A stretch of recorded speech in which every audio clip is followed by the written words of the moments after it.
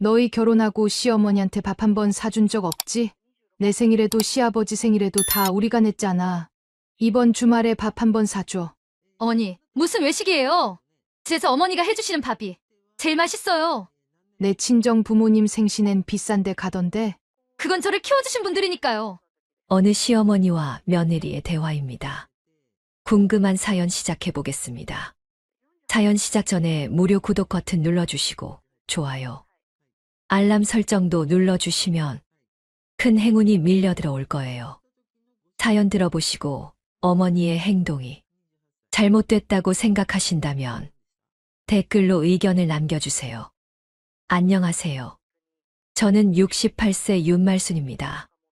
지금까지 함께 살아온 남편이 있고 외아들 현수와 며느리 세연이가 있죠. 평생 작은 분식집을 운영하며 살았어요. 새벽부터 반죽하고 국물 끓이느라 손목이 성할 날이 없었지만 아이 하나 키우고 집 한 채 마련할 때까지는 버틸 수 있었어요. 5년 전 가게를 정리하면서 은퇴했죠. 번듯한 부자는 아니지만 피땀 흘려 모은 돈과 가게 매각대금 덕에 남편과 노후를 크게 걱정하지 않아도 되는 상황이었어요. 현수가 결혼을 앞두고 있었을 때예요. 예식장 계약은 했는데 전세금이 모자라다며 걱정하더군요. 엄마, 아빠, 저희가 모은 돈이랑 대출로도 좀 빠듯하네요. 남편이랑 저는 서로 눈빛을 주고받았어요. 이미 답은 정해져 있었죠. 그 길로 집에 와서 통장을 꺼냈어요. 분식집 하면서 모은 목돈, 그리고 은퇴 후 손대지 않고 둔 적금 통장까지. 이건 내가 지금 더 필요하니까 써라. 현수가 놀란 눈으로 저를 보더니 세연이와 함께 두 손을 모아 인사를 했어요. 어머니, 아버님, 이렇게 큰 돈을 정말 감사합니다. 저희 꼭 잘 살게요. 세연이가 그때 울먹이며 제 손을 꼭 잡았어요. 그 손이 따뜻하고 부드러웠죠. 그 순간, 이 아이도 이제 내 딸이구나 하는 생각이 들었어요. 그날 저녁 셋이서 삼겹살집에 가서 웃으며 밥을 먹었는데 그때까진 모든 게 참 따뜻했어요. 전세 계약 날 남편과 같이 은행에 가서 송금 버튼을 누를 때 손이 조금 떨렸어요. 그래도 기분이 나쁘진 않았어요. 이제 저 아이들이 안심하고 새 출발하겠구나 싶었죠. 신혼집에 첫날 짐을 푸는 날엔 제가 직접 잡채랑 불고기를 해가고 남편은 과일 바구니를 들고 갔어요. 세연이는 현관에서 우리를 안겨주며 오, 어머니 손맛 기대돼요. 어머니, 언제든 편하게 오세요. 그 말이 참 고맙더군요. 그때까지만 해도 서로에 대한 믿음이 있었어요. 결혼 후 몇 년 동안은 그래도 무난했어요. 한 달에 두세 번은 전화가 오고 명절이면 꼭 찾아왔죠. 세연이는 살갑진 않았지만 예의는 지켰어요. 저는 매번 반찬과 김치를 챙겨줬어요. 세연이가 요리에 서툴다 해서 김치 담글 땐 아예 김치통을 가득 채워 보내줬죠. 세연이 힘들지 않게 하려고 그러는 거지. 남편도 고개를 끄덕였어요. 하지만 외식 자리에선 늘 계산은 저와 남편 몫이었어요. 처음엔 감사합니다 했지만 시간이 갈수록 그마저도 사라졌어요. 메뉴판만 들여다보고 계산대 앞에선 제 눈치를 보는 게 자연스러워졌죠. 제 생일날 현수가 고급 한정식집을 예약했다고 했을 때 드디어 이번엔 애들이 사주려나 보다 하고 기대했어요. 그런데 음식이 나오기도 전에 엄마, 카드 가져오셨죠? 순간 허탈했지만 웃으며 카드를 내밀었어요. 세연이도 옆에서 웃었지만 그 웃음이 제 마음에 가시처럼 박혔어요. 남편은 자식 챙겨주는 게 부모 도리야. 그냥 넘어가자고 했어요. 저도 내가 살아있을 때만이라도 좀 챙겨주자 생각했죠. 그런데 해가 지날수록 그 마음이 조금씩 갉아먹히기 시작했어요. 결혼 5년 동안 단 한 번도 우리 부부가 대접을 받은 적은 없었어요. 명절에 와도 빈손으로 와서 밥만 먹고 피곤하다고 일찍 가버렸어요. 김치, 반찬, 과일을 챙겨줘도 고맙단 말 한마디 없었죠. 저는 원래 베푸는 게 익숙한 사람이지만 가족에게 주는 호의가 당연시되는 순간 그 무게가 달라진다는 걸 그제야 알았어요. 아들 부부가 점점 친정 쪽에 더 신경 쓰는 것도 느껴졌고요. 세연이 친정 부모님 생신은 선물과 외식을 챙기면서 우리 생일은 제 카드를 긁는 게 당연해진 현실이 씁쓸했어요. 그때부터였어요. 제 안에서 뭔가 조금씩 금이 가기 시작한 게 어느 날 친구 미정이와 통화를 하다가 귀를 의심했어요. 미정이는 며느리가 시어머니 생신이라면서 비싼 한정식집에서 식사 대접을 했다며 자랑을 했거든요. 내 며느리도 그러지. 요즘 애들은 친정, 시댁 공평하게 챙긴다더라. 순간 웃어넘겼지만 속은 묘하게 쓰렸습니다. 우리 아들 부부는 결혼한 지 5년이 됐는데 친정 부모님 생신이나 기념일에는 꼭 비싼 식당에서 대접한다는 얘기를 들었거든요. 세연이가 자기 엄마 생신이라면서 꽃다발까지 들고 가는 모습을 사진으로 본 적도 있었어요. 그런데 저희는요, 제 생일이면 아들이 미안하다며 케이크 하나 들고 오거나 그것도 바쁘면 그냥 전화로 생신 축하드려요 하고 끝이었죠. 솔직히 마음 한구석이 허전했습니다. 그날 저녁 현수에게 전화를 걸었어요. 이번 주말에 뭐 하니? 왜요? 엄마, 아버지랑 나. 이번에 건강검진도 잘 끝났고, 엄마, 아빠 밥 한번 사줘라. 전화를 받던 현수가 잠시 뜸을 들이더니 세연이랑 상의해 볼게요. 저는 별 생각 없이 기다렸죠. 그런데 다음 날 세연이가 직접 전화를 걸어왔습니다. 어머니, 저희 이번 주는 좀 힘들 것 같아요. 왜? 무슨 일 있어? 요즘 물가가 얼마나 비싼데요. 저희 아직 집도 못 샀잖아요. 돈 모으는 게 우선이에요. 나중에 여유 생기면 그때 모실게요. 말투가 차갑고 끝에는 살짝 웃기까지 했습니다. 순간 귀를 의심했어요. 저도 모르게 아니, 친정 부모님 생신에는 비싼 식당에서 대접하잖아. 그건 괜찮고, 시부모 밥은 부담돼? 세연의 목소리가 바로 날카로워졌습니다. 그건 부모님이죠. 저를 키워주신 분들이니까요. 시댁은, 솔직히 매번 어머니가 밥 해주시고 챙겨주시니까 굳이 밖에서 비싼 데 갈 필요 없잖아요. 그 말을 듣는데 가슴이 철렁 내려앉았습니다. 이게 무슨 논리인가 싶었죠. 대화를 마친 후 멍하니 앉아있는데 옆에서 남편이 물었어요. 누구야? 세연인데, 이번 주말에 밥 한번 사라니까 돈 모아야 한다네. 남편은 한숨을 쉬며 참, 요즘 애들 생각은 모르겠네. 했지만 제 속은 부글부글 끓었습니다. 며칠 후 세연이의 연락이 뚝 끊겼습니다. 그전엔 일주일에 한 번이라도 전화 오거나 반찬 받으러 들었는데 그마저도 없어진 겁니다. 제가 먼저 전화를 해도 부재 중이거나 문자로 바빠요 한 줄만 보내왔습니다. 명절이 한 달도 안 남았는데 이대로면 그때도 안 올 것 같다는 불안이 엄습했습니다. 밤에 잠이 오지 않아 뒤척이다가 그동안 해준 것들이 주마등처럼 스쳤어요. 결혼할 때 전세금 1억 보태준 거, 신혼 때 생활비 아끼라고 반찬이며 김치를 매주 싸다 준 거, 외식할 때마다 계산한 거. 한 번이라도 이번엔 저희가 할게요. 들어본 적이 있었나 곱씹게 되더군요. 그날 이후 제 마음속에 작은 금이 가기 시작했습니다. 며칠 뒤 친구 미정이와 점심을 겸해 만나기로 했습니다. 약속 시간보다 20분쯤 일찍 도착한 저는 동네에서 제일 한적한 카페에 들어갔습니다. 문을 열자 고소한 원두 향이 확 밀려왔고 스팀 우유가 부글거리는 소리가 귓가를 간지렸습니다. 창가엔 노트북을 두드리는 대학생들, 구석에선 두런두런 얘기하며 웃는 중년 부부가 있었습니다.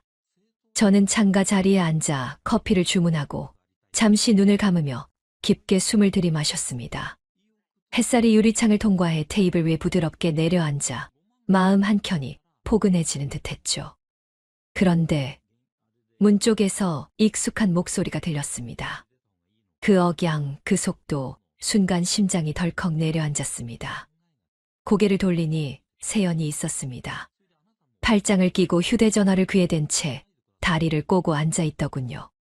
평소와 다름없이 화장도 말끔했고 시선은 창밖 어딘가를 향해 있었습니다. 마주치면 인사하면 되겠다고 생각했죠. 그런데 그 다음 순간 귀로 꽂히는 말에 제 손이 얼어붙었습니다. 아유, 시댁은 이제 끝났어. 전세금 1억 준 게 다지 뭐. 더 이상은 바라지도 않아. 아니, 바라면 내가 바보지. 웃음 섞인 비아냥이 그대로 흘러들어왔습니다. 그리고 솔직히 앞으로 병원비니 뭐니 그런 거 우리한테 기대할 수도 있잖아. 그 전에 거리 두는 게 맞지? 괜히정 주면 손해잖아. 잠깐 뜸을 두더니 목소리가 조금 더 낮아졌습니다. 친정이야 다르지? 나 키워주고 나 위해서 평생 고생했는데 끝까지 내가 챙겨야지. 근데 시댁은 글쎄 뭐 한 게 있다고. 그 말 한마디 한마디가 제 가슴을 쿡쿡 찔렀습니다. 혹시 내가 잘못 들은 걸까 싶어 숨을 죽이고 귀를 기울였습니다. 하지만 이어지는 세연의 말은 더 노골적이었습니다. 어머니, 겉으론 친절하시지. 근데 솔직히 나한테 해준 거 전세금 한 번. 그걸로 끝. 그리고 반찬 매주 들고 오시긴 하는데 그거 다 먹는 줄 알아? 우리 입맛도 모르고 자기 먹던 스타일로만 해오시니까 결국 다 버리게 돼. 세연은 하하 웃으며 의자에 몸을 기대고 발끝으로 바닥을 툭툭 찼습니다. 순간 제 손이 부르르 떨렸습니다.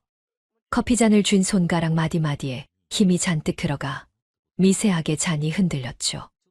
머릿속엔 수많은 장면이 스쳐갔습니다.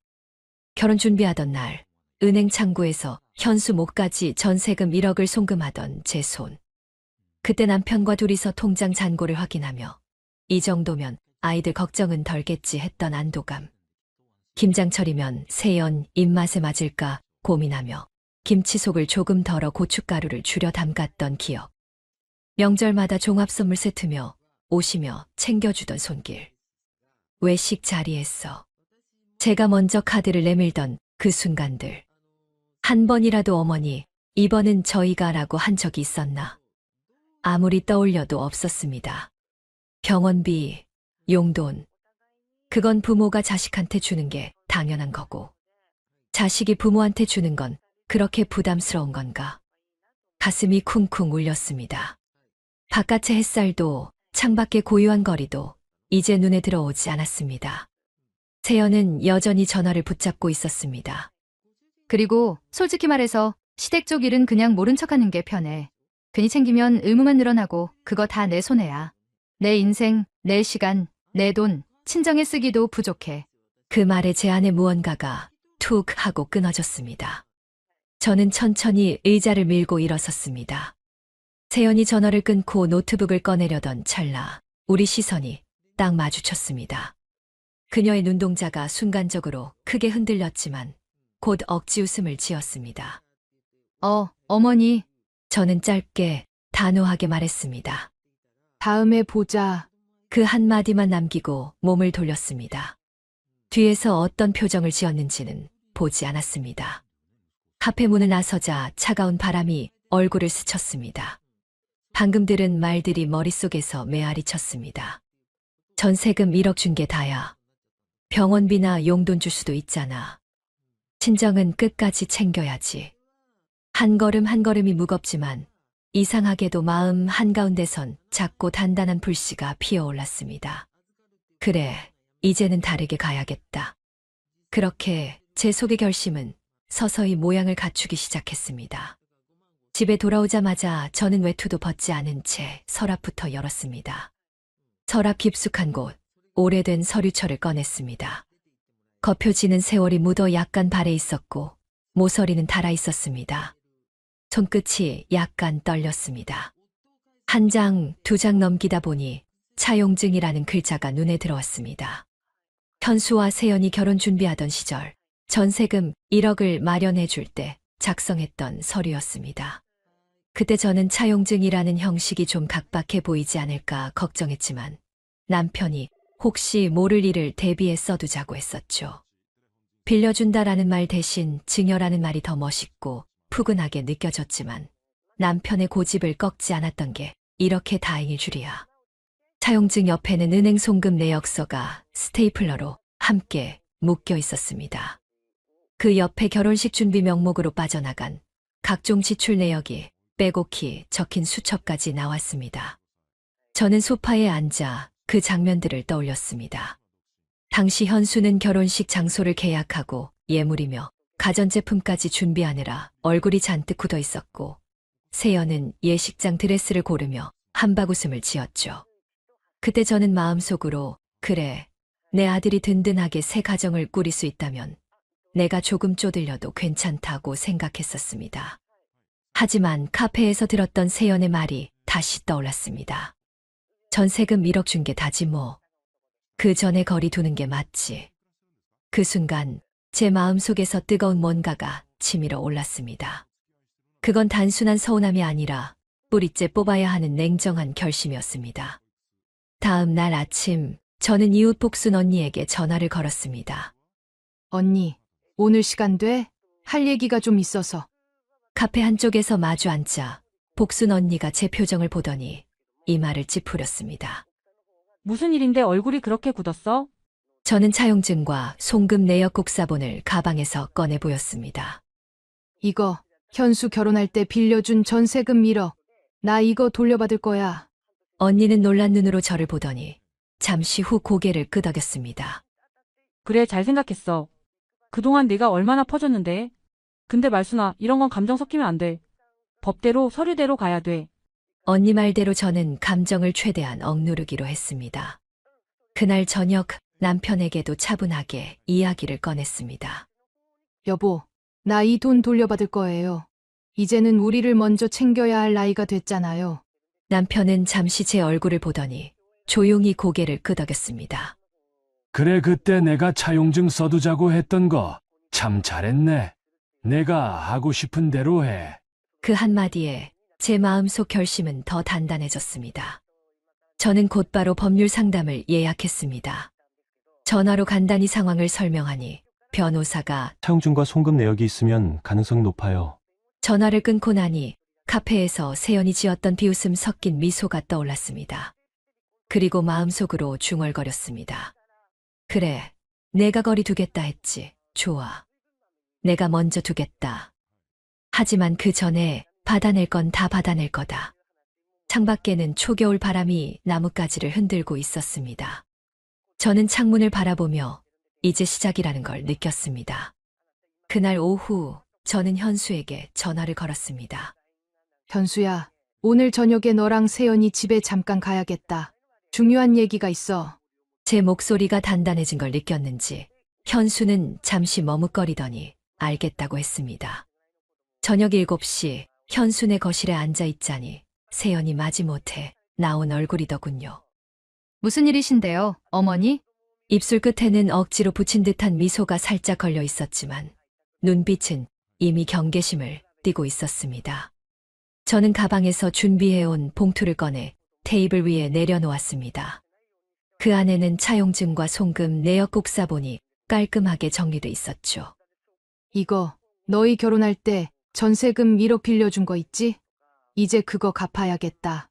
순간 세연의 표정이 굳어졌습니다. 네. 갑자기 그게 무슨 말씀이세요? 목소리가 반톤 올라갔습니다. 갑자기가 아니지. 차용증도 있고 송금 내역도 다 있어. 그때 내가 그냥 준 거였으면 몰라도 이건 엄연히 빌려준 거야. 세연은 헛웃음을 터뜨렸습니다. 아니, 어머니, 그걸 진짜 갚으라고 하시는 거예요? 결혼한 지가 몇 년인데 지금 와서? 저는 고개를 끄덕였습니다. 그래. 그동안 기다렸지만 이제는 필요해서 그래. 내 노후 자금으로 써야 하거든. 그때 현수가 끼어들었습니다. 엄마! 그건 우리가 나중에 형편되면. 형편? 너희 형편은 내가 모를까봐.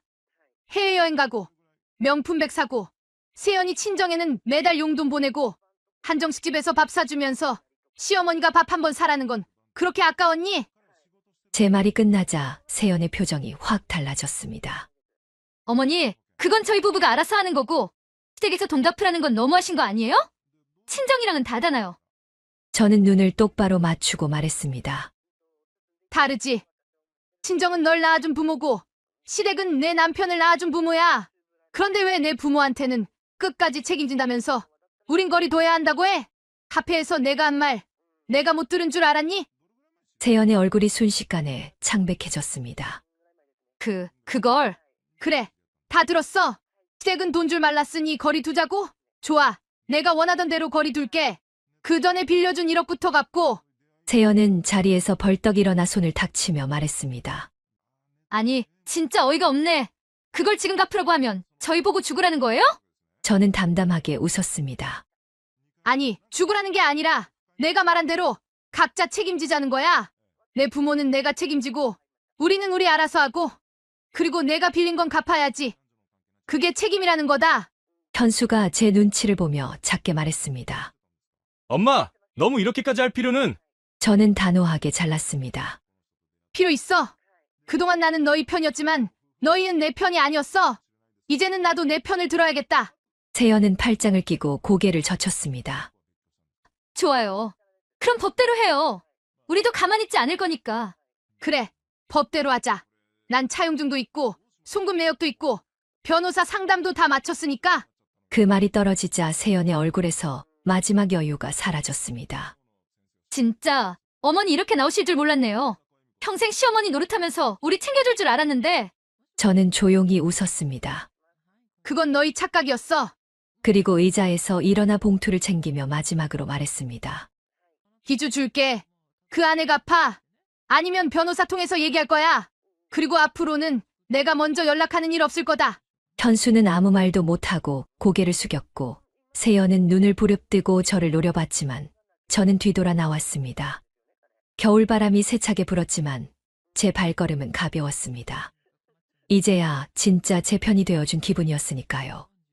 2주라는 시간은 생각보다 빨리 지나갔습니다. 기한 마지막 날까지 아무런 연락이 없길래 저는 이미 마음을 굳혔죠. 저녁에 따뜻한 차를 끓여놓고 앉아있는데 현관 초인종이 울렸습니다. 문을 열자 현수와 세연이 서 있었습니다. 세연은 화장기 없는 얼굴에 눈이 살짝 부은 채였고 현수는 한 손에 종이봉투를 들고 있었습니다. 엄마, 잠깐 얘기 좀 할 수 있을까? 현수의 목소리는 평소보다 한 톤 낮았습니다. 거실에 마주 앉자 세연이 먼저 입을 열었습니다. 어머니, 지난번에 제가 말이 좀 심했죠. 그건 인정해요. 근데 그날은 제가 기분이 안 좋아서. 그녀는 고개를 숙이며 천천히 말을 이어갔습니다. 사실 당장 1억을 마련할 형편이 안 돼요. 그래서 조금만 시간을 더 주시면. 저는 조용히 그녀를 바라봤습니다. 그 눈빛 속엔 미안함보다 불안함이 더 많았죠. 현수가 급히 끼어들었습니다. 엄마, 세연이도 요즘 많이 힘들어해. 나도 미안하고, 우리 조금만 더 시간을 주면 꼭. 그 말이 끝나기도 전에 저는 고개를 저었습니다. 현수야, 내가 시간 안 준 게 아니야.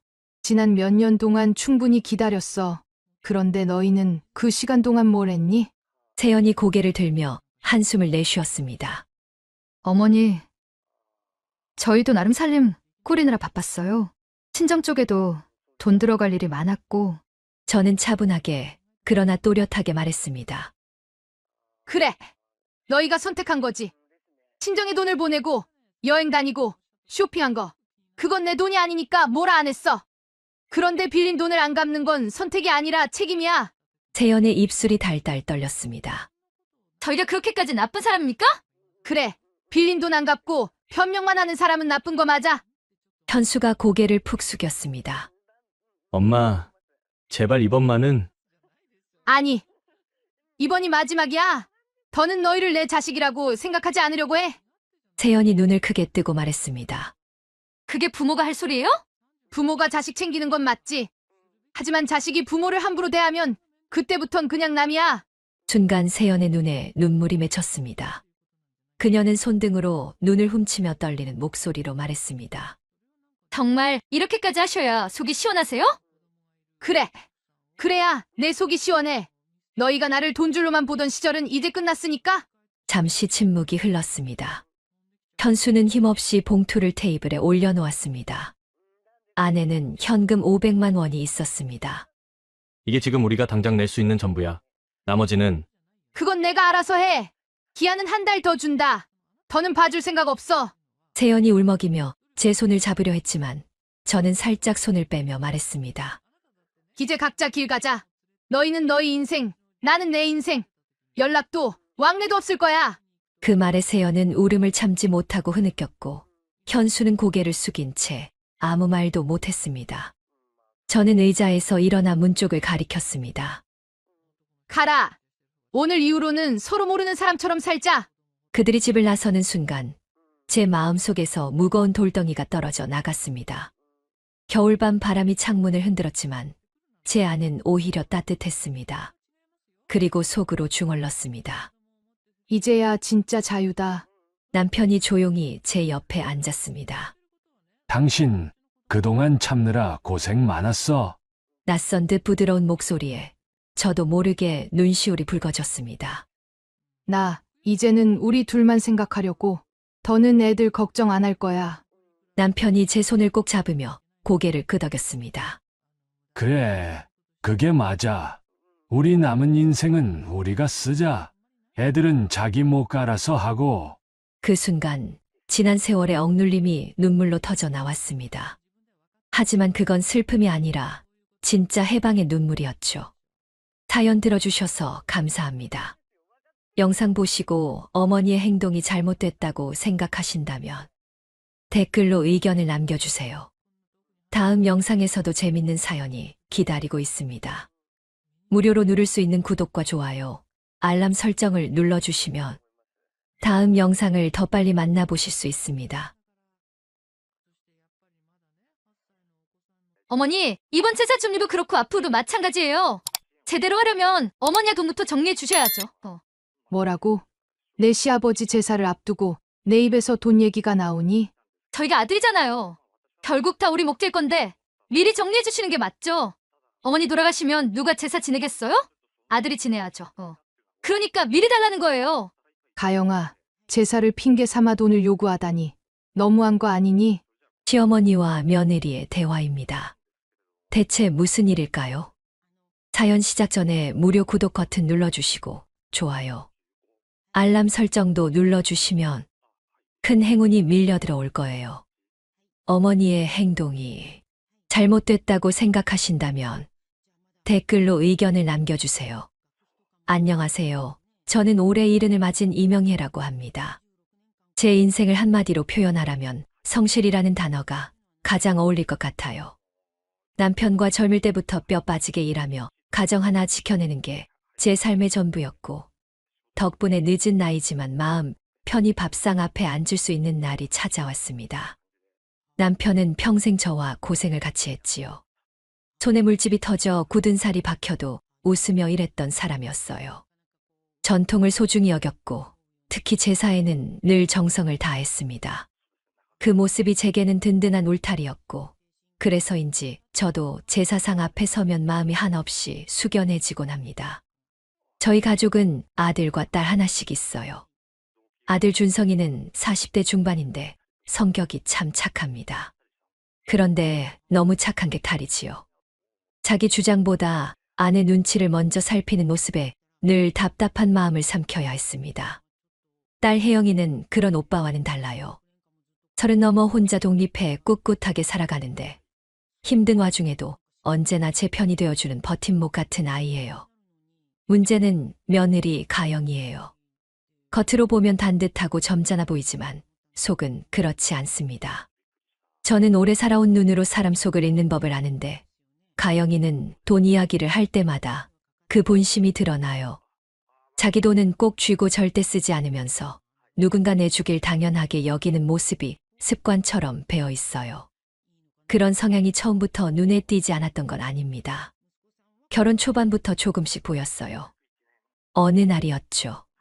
같이 장을 보러 갔는데 카트에 이것저것 담더니 계산대 앞에서 갑자기 핸드폰을 만지작거리며 뒤로 물러나는 거예요. 제가 카드를 꺼내니 기다렸다는 듯이 짐을 포장하기 시작했지요. 계산을 마치고 나오는데 가영이가 말했습니다. 어머니랑 같이 오니까 좋네요. 이렇게 든든하게 장도 보고. 그 말투에 저는 씁쓸하게 웃었지만 속으로는 내가 언제까지 이 아이 장바구니까지 책임져야 하나 하는 생각이 스쳤습니다. 또 한 번은 집에 놀러 온 날이었어요. 제가 불고기를 넉넉히 양념해 놓고 반찬도 정성껏 만들어서 상을 차렸습니다. 그런데 가영이가 식사 후 슬쩍 말하는 겁니다. 어머니, 이 반찬 좀 싸가도 되죠? 요즘 반찬 가게에서 사 먹으려면 돈이 너무 많이 들어요. 어머니, 솜씨가 훨씬 좋아서요. 그 말 자체야 고마운 말일 수 있겠지만 그게 하루 이틀이 아니었어요. 올 때는 빈손으로 와서 배불리 먹고 갈 때는 반찬까지 바리바리 싸가면서도 고맙다는 말 한마디를 제대로 하지 않았습니다. 가장 뻔뻔했던 건 남편 생신날이었어요. 온 가족이 모여 간단히 식사를 했는데 딸 혜영이가 케이크랑 작은 선물을 준비해 왔습니다. 반면 가영이는 웃으며 말하더군요. 저희는 아직 대출도 있고 애 학원비도 많아서요.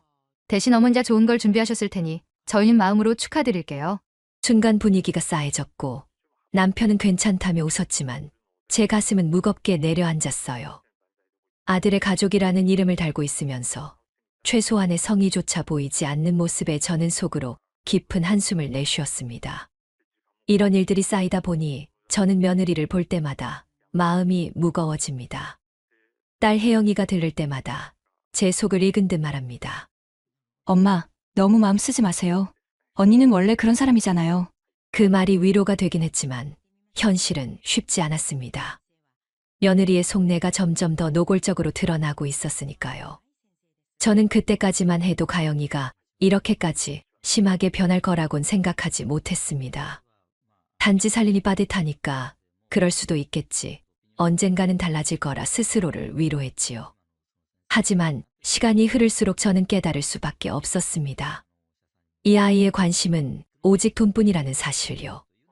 남편은 입원한 지 며칠 지나지 않아 이미 몸이 많이 쇠약해져 있었습니다.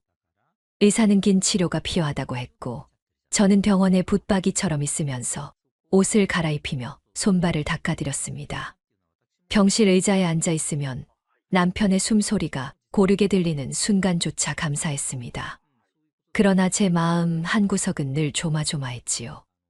언제 또 무슨 얘기를 꺼낼까 가영이의 얼굴이 떠오르기만 하면 심장이 철렁했습니다. 예상대로 가영이는 병문안을 와도 남편 얼굴을 제대로 쳐다보지도 않았습니다. 병실에 들어서자마자 제게 다가와 조용히 말했지요. 어머니, 입원 비는 얼마나 돼요? 솔직히 저희가 감당하기는 어려워요. 저는 잠시 말을 잇지 못했습니다. 아직 인사도 남편 안부도 묻지 않은 채 처음 꺼낸 말이 고작 병원비라니. 남편은 기침을 하며 힘겹게 눈을 떴고 제 손을 더 꼭 잡았습니다. 저는 속으로 가영이가 무슨 말을 하는지 차마 들려주고 싶지 않았습니다. 제가 차갑게 말했지요. 내 아버지 병원비는 내가 책임진다. 너희는 신경 쓰지 마라. 그러자 가영이는 고개를 끄덕이더니 조금도 미안한 기색 없이 이렇게 덧붙였습니다. 다행이네요. 저희는 지금 대출 갚느라 정말 빠듯하거든요. 게다가 아이 학원비만 해도 몇백이에요. 저희한테 병원비까지 맡기시면 우리 집이 무너질 수도 있어요. 그 말을 들으니 가슴이 철렁 내려앉았습니다.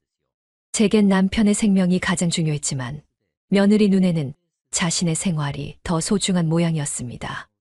저는 속으로 이 아이는 지금 아버지가 누워있는 걸 눈으로 보고도 왜 돈 얘기밖에 할 줄 모르나 하고 이를 악물었습니다. 아들 준성은 옆에 서서 멀뚱히 듣고만 있었습니다. 제가 매섭게 눈길을 주자 그제야 머뭇거리며 중얼거렸습니다. 가영아, 좀 자제해. 아버지 앞이잖아. 그러나 그 목소리는 너무 약했고 가영이는 아예 못 들은 척 고개를 돌려버렸습니다. 그날 저녁 병원 식당에서 죽을 사오려고 줄을 서 있는데 가영이가 따라와서는 또 한마디를 얹었습니다. 어머니, 솔직히 저희는 이렇게 병원에 자주 올 시간도 빠듯해요. 애들도 돌봐야 하고 회사 일도 있고요. 그러니 병원비는 물론이고 돌봄도 어머니가 알아서 하시는 게 맞죠. 저희는 형편상 도울 수 있는 게 별로 없어요. 순간 제 손에서 들고 있던 쟁반이 덜컥 흔들렸습니다. 남편의 병원이 날로 심각해지는데 며느리는 그저 자기 집 사정을 늘어놓으며 책임을 통째로 밀어내고 있었습니다. 그 와중에 혜영이는 매일같이 퇴근 후 병원에 들러 남편 손을 잡아주고 저를 대신해 간호를 도왔습니다. 엄마, 오늘은 제가 아버지 곁에 있을게요. 엄마는 좀 쉬세요. 그 목소리 하나에 제 마음이 눈 녹듯 풀렸습니다. 하지만 침대 옆에서 제 손을 꼭 쥔 남편과 그 옆에 앉아 핸드폰만 만지작거리는 가영이가 나란히 있는 풍경이 저를 다시 얼어붙게 했습니다. 밤이 깊어 병실불이 꺼진 뒤에도 가영이의 말이 귓가에서 맴돌았습니다. 저희는 힘들어요. 우리 생활부터 지켜야 해요. 그 소리가 마치 쇠모처럼 제 가슴에 박혀서 아무리 눈을 감아도 잠들 수가 없었습니다. 남편의 병세는 더 이상 기댈 수 없는 지경에 이르렀습니다. 의사가 조심스레 고개를 저을 때마다 제 가슴은 철렁 내려앉았고 병실 공기조차 무겁게 가라앉았습니다. 남편은 눈을 감은 채 숨을 몰아쉬었고 저는 그 손을 붙잡고 속으로 계속 기도했습니다. 여보, 조금만 더 힘내요. 아직 나한테 하실 말씀 많잖아요. 그런데 그 무거운 순간에도 며느리 가영이는 입을 열었습니다. 병실 구석에 앉아있던 그 아이가 고개를 내밀더니 제게 속삭이듯 말했지요. 어머니, 이제 미리 정리해 두셔야 하지 않을까요? 아버님이 언제까지 버티실지 모르는데 재산 문제가 나중에 커지면 서로 힘들어져요. 순간 제 심장이 덜컥 내려앉았습니다. 아직 남편은 살아계시고 눈앞에서 숨을 쉬고 있는데도 며느리의 관심은 오직 재산뿐이었습니다. 제가 이를 악물고 대답했습니다. 가영아, 지금 내 아버지가 어떻게 계신지 안 보이니? 살아계신 분 앞에서 무슨 정리 타령이냐? 그러자 가영이는 태연한 얼굴로 말을 이어갔습니다. 저도 현실적인 얘기하는 거예요. 아들은 딸보다 더 큰 책임이 있잖아요. 그래서 아들 몫을 확실히 해두셔야 해요. 변호사 불러서라도 지금 정리해두는 게 나중에 불필요한 말 안 나오고 좋잖아요. 그 순간 옆에 앉아있던 남편이 희미하게 눈을 떴습니다. 떨리는 눈빛으로 저를 바라보며 마치 미안하다고 말하는 듯 했습니다. 저는 남편 손을 더 꼭 잡으며 속으로 울부짖었습니다. 여보, 듣지 마요. 당신이 지켜온 집안이 이렇게 돈 때문에 더럽혀지는 걸 원치 않으실 거예요. 아들 준성은 옆에 서 있었지만 아무 말도 하지 않았습니다. 그저 눈만 굴리며 상황을 피하려고만 했습니다. 저는 준성을 향해 소리쳤습니다. 너는 내 아내가 이런 소리를 하는데도 가만히 있을 거냐? 내 아버지가 아직 살아 계신데 이 자리에서 무슨 얘기가 오가는지 알기나 하냐? 준성은 머뭇거리며 중얼거렸습니다. 그냥 가영이가 현실적인 얘기를 하는 것 같아서. 그 말에 제 속이 확 뒤집혔습니다. 현실, 아버지가 마지막 숨을 몰아쉬고 있는데 그 현실이 고작 돈과 재산이란 말입니까? 딸 혜영이는 그 순간 병실로 들어왔습니다. 조용히 아버지 곁으로 다가가 손을 잡고 눈물을 글썽이며 말했습니다. 아버지, 저예요. 혜영이요. 아직 저랑 같이 산책도 가고 여행도 가셔야 하잖아요. 조금만 더 힘내세요. 그 따뜻한 목소리가 병실 공기를 울렸습니다. 그러나 가영이는 여전히 핸드폰만 만지작거리며 무심한 얼굴을 하고 있었습니다. 남편은 마지막 힘을 내듯 손끝으로 제 손을 꼭 움켜쥐었습니다. 그 미세한 떨림이 제 가슴을 찢었습니다. 저는 속으로 다짐했습니다. 그래, 내가 끝까지 지켜낼 거다.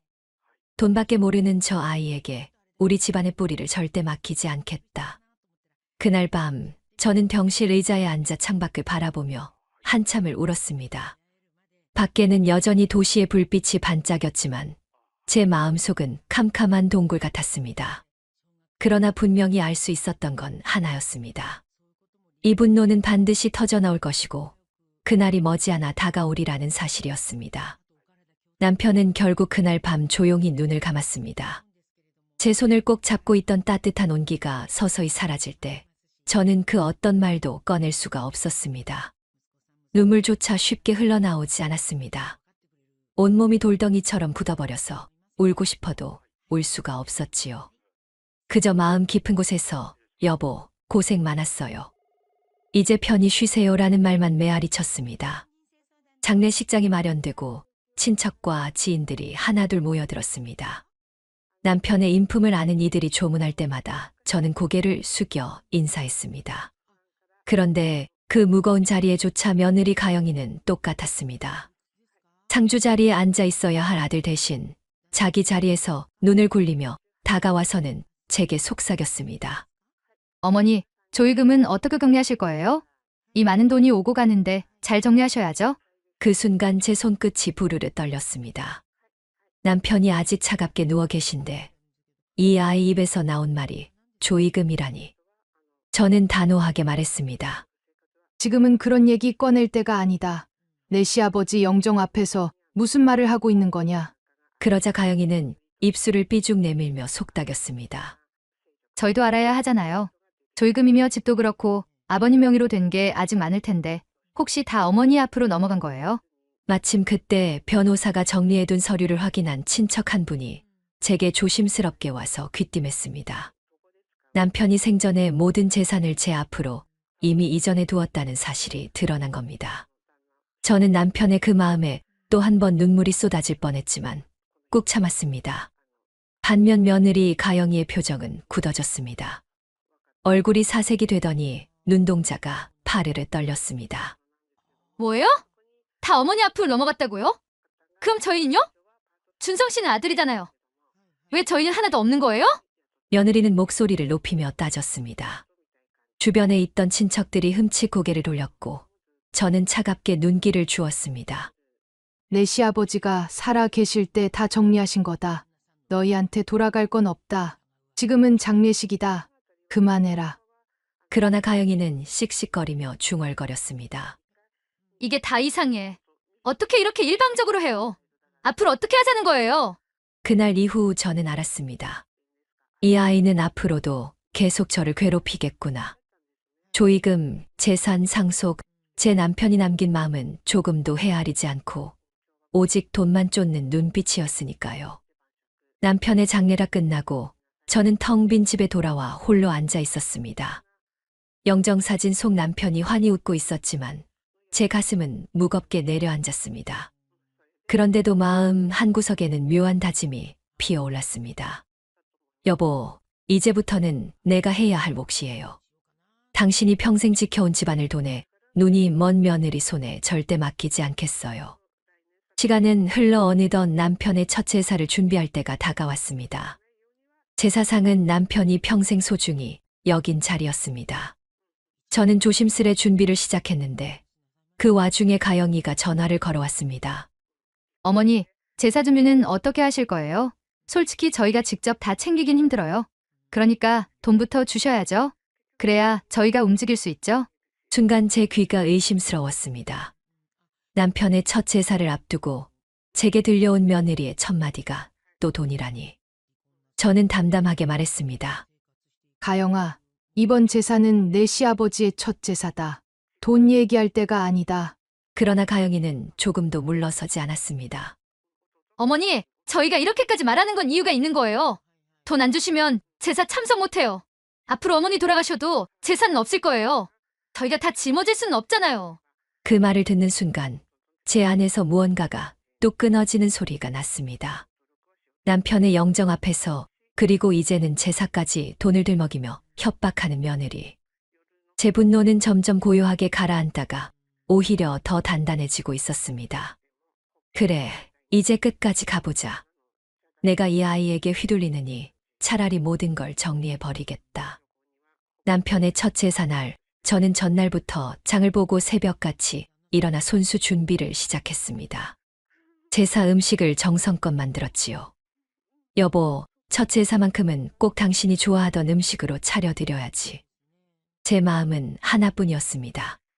그런데 제사 시간이 다가올 무렵 가영이가 문을 벌컥 열고 들어왔습니다. 손에는 음식 봉지 몇 개를 들고 있었지요.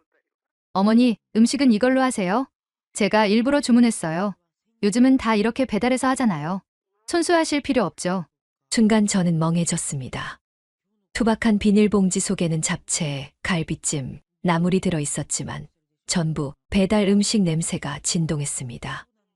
남편이 생전에 얼마나 제 손맛을 귀하게 여겼는지 그 정성을 알면서도 첫 제사상을 이런 식으로 던져놓다니. 제가 굳은 목소리로 물었습니다. 가영아, 첫 제사인데 이걸로 대신하겠다고? 가영이는 오히려 뻔뻔하게 웃으며 말했지요. 첫 제사니까 배달 음식이라도 준비한 거예요. 근데 어머니, 저희가 돈을 미리 쓴 게 있으니까 빨리 정리해 주셔야죠. 안 그러면 다음부터는 이런 것도 없어요. 그 말이 떨어지는 순간 제사에 모인 친척들이 서로 눈치를 보며 수군거렸습니다. 아이고 첫 제사인데 음식이 이게 뭐냐. 형수님이 평생 손맛으로 정성껏 차리던 집이었는데 저 며느리 참. 그 말들이 제 귓가를 파고들며 얼굴이 화끈 달아올랐습니다. 영정사진 속 남편이 저를 똑바로 바라보는 것 같아 고개를 들 수가 없었습니다. 제 체면이 산산이 부서지는 순간이었지요. 가영이는 아랑곳하지 않고 덧붙였습니다. 솔직히 저희 사정도 생각하셔야죠. 저희가 계속 이렇게 제사 챙기려면 비용을 보장해 주셔야 한다니까요. 안 그러면 저희도 더는 못해요. 저는 손이 떨려 젓가락도 제대로 잡을 수 없었습니다. 남편의 첫 제사상을 앞에 두고 며느리 입에서 나온 말이 돈 없으면 제사 없다라니. 속에서 치밀어 오르는 분노를 억누르며 겨우 말했습니다. 내 아버지 첫 제사다. 제발 이런 소리 하지 마라. 하지만 가영이는 코웃음을 치며 말했지요. 어머니가 알아서 다 하시겠다면 저야 상관없어요. 근데 저희한테 뭘 바라진 마세요. 돈 정리 안 해주시면 저희 못해요. 그 순간 저는 깨달았습니다. 남편의 첫 제사마저 돈으로 욕보이는 이 아이와 더는 같은 식탁에 앉을 수 없다는 것을요. 친척들의 눈길 속에서 저는 속으로 단단히 다짐했습니다. 그래, 이제는 끝내야겠다. 이대로라면 남편의 제사뿐 아니라 내 남은 삶까지도 저 아이 손에 짓밟히고 말 거다. 모든 걸 정리하자. 이 아이에게는 더 이상 기대할 게 없다. 그날 제 마음속에서 결심이 굳게 자리 잡았습니다. 남편의 제사를 욕보인 그 순간이 제가 더 이상 미루지 않고 재산을 정리하기로 한 결정적 계기였습니다. 제사날이 지나고 며칠 뒤 저는 밤새 잠을 이루지 못했습니다. 친척들 앞에서 고개조차 들 수 없게 만든 며느리의 언행, 남편의 영정 앞에서조차 돈만 입에 올리던 그 뻔뻔스러운 태도. 그 모든 게 제 뼛속까지 파고들어 한순간도 잊히지 않았습니다. 남편과 함께 지켜온 다정과 제 체면이 바닥에 떨어진 그 순간 저는 결심했습니다. 더는 미룰 수 없다고. 이대로라면 남편의 제사뿐 아니라 제 노후까지도 가영이 소나기에 짓밟히고 말 거라고요. 저는 변호사를 찾아가 남편이 생전에 제 앞으로 이전해둔 재산을 다시 정리했습니다. 일부는 제 노후 생활비로 묶어두고 일부는 딸 혜영이 앞으로 증여했지요. 저는 혜영에게 말했습니다. 혜영아, 내가 평생 내 곁에서 함께 해줬다. 아버지 돌아가실 때도 제사 준비할 때도 너밖에 없더라. 엄마는 이제 내게 기대고 싶다. 혜영이는 눈물을 글썽이며 제 손을 꼭 잡았습니다. 엄마, 그런 말씀 마세요. 앞으로도 제가 옆에 있을게요. 며칠 후 가영이가 다시 찾아왔습니다. 제 표정을 살피며 억지로 웃음을 짓더군요. 어머니, 지난번엔 제가 좀 심했죠? 죄송해요. 앞으로는 잘할게요. 그 목소리에는 진심이 없었습니다. 저는 곧장 대답했습니다. 가영아, 그럴 필요 없다. 이미 다 끝났다. 가영이는 눈을 크게 뜨며 물었습니다. 뭐가 끝났다는 거예요? 저는 담담히 말했습니다. 내가 그토록 원하던 돈, 재산 다 정리했다. 너희한테 돌아갈 건 없다. 그 순간 가영이의 얼굴이 새빨개지더니 고래고래 소리를 질렀습니다. 어머니, 이게 무슨 생포예요? 아들이잖아요. 준성 씨는 어머니 아들이잖아요. 어떻게 딸만 챙기고 우리 배제할 수 있어요? 저는 조금도 흔들리지 않고 대꾸했습니다. 내가 뭐라 했니? 돈 안 주면 제사 참석 안 하겠다 했지? 그럼 참석하지 마라. 내 시아버지 제사는 내가 지낸다. 내가 죽은 뒤에도 혜영이가 지낼 거다. 넌 내가 원하는 대로 살아라. 가영이는 치를 떨며 손가락질을 했습니다. 어머니, 이렇게까지 하시면 저희도 가만히 안 있어요. 저는 단호히 쏘아붙였습니다. 가만히 있지 않아도 된다. 하지만 내가 무슨 짓을 하든 달라질 건 없다. 내가 한 말, 내가 한 짓, 다들 똑똑히 봤다. 이제 이 집에 내 자리는 없다. 아들 준성이 그제야 중재하려 나섰습니다. 엄마, 그래도 제가 아들인데 너무하신 거 아니에요? 저는 준성을 향해 고개를 저었습니다. 너도 똑같다. 내 아버지가 위독할 때도 내 옆에 있던 건 내 아내의 돈 타령뿐이었고 넌 그걸 막지 못했다. 아니, 막을 생각조차 없었지. 그런 아들, 그런 며느리에게 내가 무엇을 더 기대하겠니? 방 안은 무겁게 가라앉았습니다. 가영이는 씩씩대며 문을 쾅 닫고 나갔고 준성은 고개조차 들지 못한 채 따라 나섰습니다. 조용해진 거실에 남은 건 저와 혜영뿐이었습니다. 혜영은 제 손을 잡고 말했습니다. 엄마, 잘하셨어요. 아버지도 지금은 편히 눈 감으셨을 거예요. 저는 그 말에 눈물이 왈칵 쏟아졌습니다. 하지만 이번 눈물은 억울함도 서러움도 아니었습니다. 속이 시원하게 뚫린 듯한 눈물이었지요. 며칠이 지나자 가영이가 다시 제 집문을 두드렸습니다. 평소 같지 않게 얼굴을 잔뜩 구기고 억지로 울먹이는 목소리를 냈습니다. 어머니, 제가 잘못했어요. 지난번엔 제가 너무 욕심을 부렸어요. 앞으로는 다신 안 그럴게요. 제사도 제대로 모실게요. 용서해 주세요. 겉으론 고개를 숙였지만 눈빛은 여전히 불안하게 흔들리고 있었습니다. 저는 그 눈빛을 똑똑히 보았습니다. 후회가 아니라 돈줄이 끊겼다는 두려움뿐이었습니다. 저는 단호하게 말했습니다. 가영아, 그만해라. 내 눈빛이 뭘 원하는지 나는 다 안다. 진심 없는 사과는 필요 없어. 내가 이미 결정한 건 변하지 않는다. 이 집에 내 자리는 이제 없어. 순간 가영이의 얼굴이 다시 굳어지며 싸늘하게 식었습니다. 가영이는 더 이상 희망이 없다는 듯 조용히 나갔습니다. 혜영이가 제 옆에 와서 제 손을 꼭 잡았습니다. 엄마, 잘하셨어요. 이제야 엄마 마음이 편해지셨을 거예요. 저는 남편의 영정 앞에 앉아 속삭였습니다. 여보, 이제 걱정하지 마요. 당신 재산은 내가 지킬 거고 나머지는 혜영이가 이어갈 거예요. 이제는 정말 내 마음이 편하네요. 영정사진 속 남편이 잔잔히 웃는 듯 보였고 제 마음 깊은 곳까지 후련하게 풀려갔습니다. 사연 들어주셔서 감사합니다. 영상 보시고 어머니의 행동이 잘못됐다고 생각하신다면 댓글로 의견을 남겨주세요. 다음 영상에서도 재밌는 사연이 기다리고 있습니다. 무료로 누를 수 있는 구독과 좋아요, 알람 설정을 눌러주시면 다음 영상을 더 빨리 만나보실 수 있습니다.